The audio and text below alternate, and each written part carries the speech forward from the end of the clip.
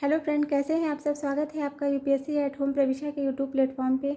हम यूपीएससी और यूपीपीसीएस की मेंस आंसर राइटिंग कर रहे हैं। उसी सीरीज में हमारा क्वेश्चन है जीएस पेपर 3 का। क्वेश्चन हम स्टार्ट करते हैं। भारत में जैव विविधता के संरक्षण के महत्व को बताते हुए इसे संरक्षित करने के लिए सरकार के द्वारा उठाए गए कदम पर चर्चा कीजिए। सबसे पहले हम क्वेश्चन की फॉर्मेटिंग कर लेंगे। क्वेश्चन जो है हमारा 2 पार्ट में पूछा गया है। पहले पार्ट में पूछा गया है कि जैव विविधता के संरक्षण के महत्व को बताइए, मतलब जैव विविधता को क्यों संरक्षित करना चाहिए, संरक्षित करना क्यों महत्वपूर्ण है, उसको बताना है। फिर सेकंड पार्ट में पूछा गया है इसे संरक्षित करने के लिए सरकार के द्वारा कौन कौन से कदम उठाए गए हैं, मतलब सरकार के द्वारा उठाए गए कदमों की चर्चा कीजिए जो इसको संरक्षित करने की दिशा में उठाए गए हैं।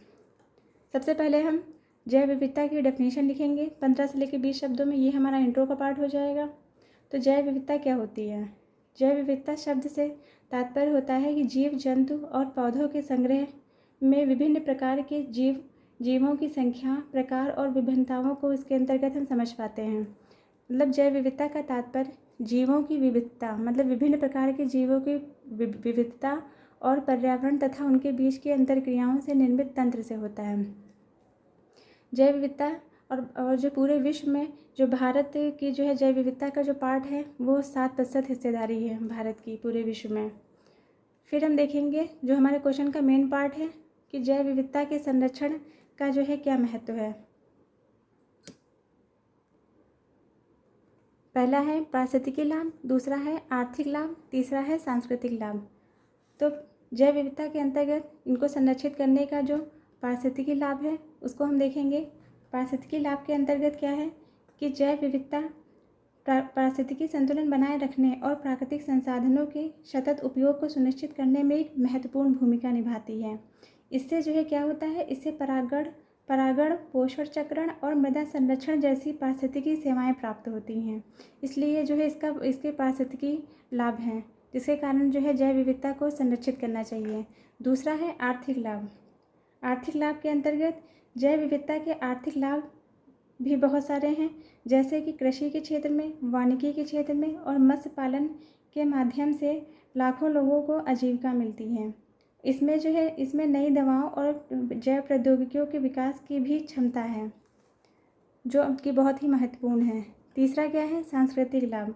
सांस्कृतिक लाभ जैव विविधता भारत में कई समुदायों की सांस्कृतिक पहचान और परंपराओं का अभिन्न अंग है। यह आध्यात्मिक और धार्मिक मान्यताओं के लिए भी बहुत ही महत्वपूर्ण होती है। फिर इसके महत्वपूर्ण जो है इसको संरक्षित करने के क्यों महत्वपूर्ण है, ये हमारा पार्ट हो गया। फिर है जैव विविधता संरक्षण में सरकार के द्वारा कौन कौन से कदम उठाए गए हैं, इसको हम देख लेंगे। संरक्षित क्षेत्र के अंतर्गत भारत में जैव विविधता के संरक्षण के लिए बहुत सारे जो है राष्ट्रीय उद्यानों का, वन्य जीव अभ्यारण्यों का और बायोस्फीयर रिजर्वों की स्थापना की गई है। और एक डेटा के अकॉर्डिंग जनवरी 2023 का जो डाटा है उसके हिसाब से भारत संरक्षित क्षेत्र का 1,73,629 वर्ग किलोमीटर, जो कुल देश के कुल भौगोलिक क्षेत्रफल का 5.28% है पूरे भारत का। फिर है वन्य जीव संरक्षण। वन्य जीव संरक्षण में क्या है, वन्य जीव संरक्षण अधिनियम 1972 और वन संरक्षण अधिनियम 1980 जैसे कानून बनाए गए हैं, जो कि वन्य अपराधों को रोकने हेतु राष्ट्रीय बाघ संरक्षण प्राधिकरण और वन्य जीव अपराध नियंत्रण ब्यूरो जैसे संस्थान की भी स्थापना की गई है। और अंतर्राष्ट्रीय समझौते भी किए गए हैं इससे संबंधित, जो कि सरकार के द्वारा किए गए हैं। भारत जैव विविधता का सम्मेलन और पेरिस समझौते जैसे अंतर्राष्ट्रीय समझौतों का हस्ताक्षर करता है, जिसका उद्देश्य जैव विविधता की रक्षा करना है और जलवायु परिवर्तनों का क्या करना है, समाधान करना है।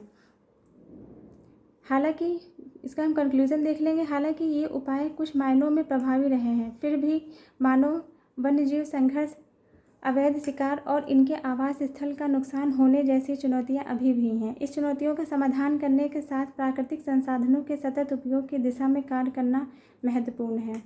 ये हमारा क्वेश्चन कंप्लीट होता है।